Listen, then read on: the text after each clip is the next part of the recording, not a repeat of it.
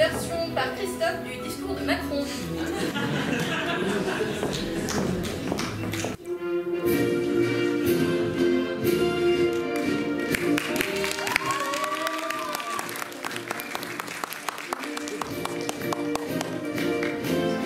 Françaises, Français, mes chers compatriotes, jeudi soir, je me suis adressé à vous pour évoquer la crise sanitaire que traverse le pays.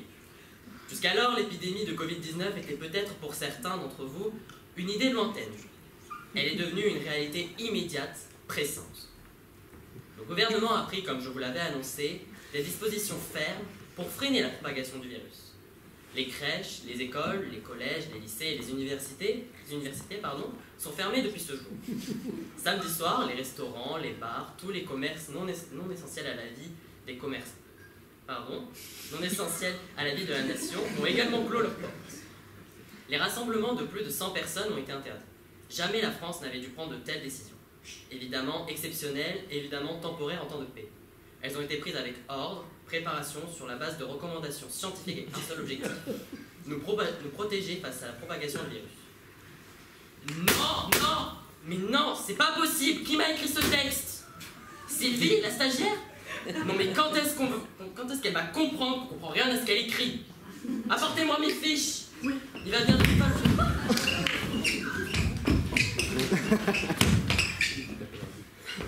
encore falloir que je fasse les choses moi-même. Alors, par où vais-je commencer? Ah oui, alors, chers Français, je suis vraiment pas content. Vous n'avez rien respecté à mes dernières consignes, vous êtes méchants. Déjà que j'avais fermé la plupart des commerces, et bien maintenant j'ai décidé pour vous punir que vous resterez enfermés chez vous. Pendant combien de temps?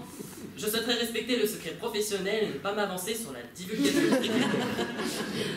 La seule chose à retenir est de rester chez vous. Vous avez faim? Mangez des pâtes. Vous voulez prendre l'air? Sortez la tête au balcon.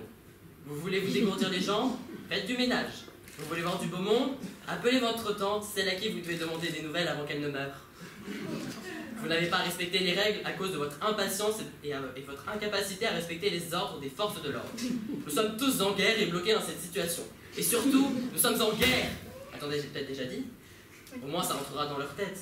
Il ne nous reste que ça, le matraquage. Un autre point sur lequel je souhaiterais intervenir, votre hypocondriacie. En tant que président, je vous le dis, vous êtes malade.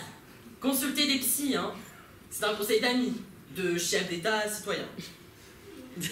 N'allez pas à l'hôpital juste parce que vous avez l'impression d'avoir 36,9 de fièvre ou parce que vous avez toussé en vous étouffant avec votre petit déjeuner. Pensez aux gens comme moi qui n'ont pas eu le temps de prendre leur petit déj. D'ailleurs, qu'est-ce que j'ai faim là? Pour les entreprises, eh ben, démerdez-vous, hein.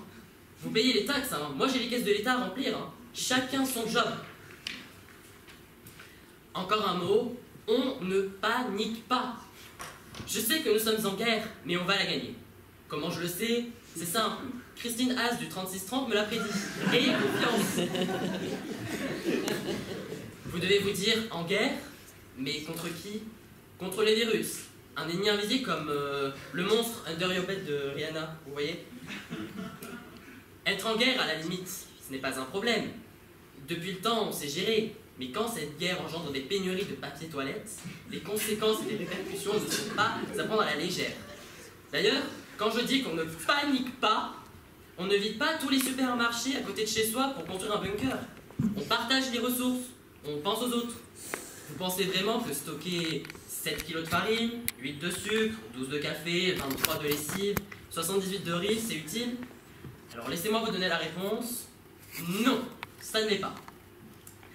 Vous savez ce qui n'est pas inutile par contre? Les masques. Et ils sont tellement utiles que vous n'en avez pas besoin.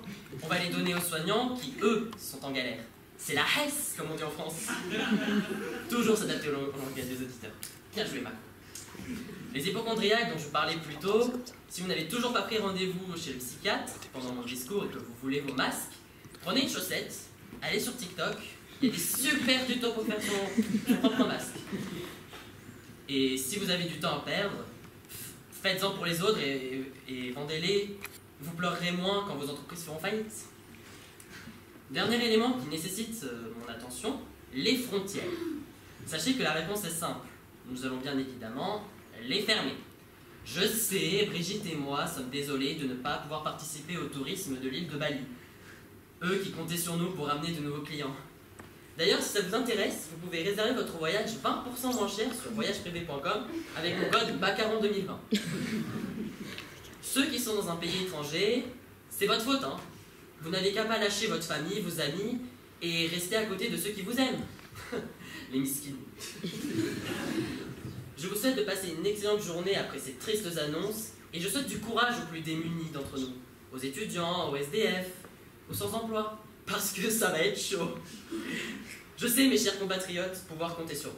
Vive la République, vive la France.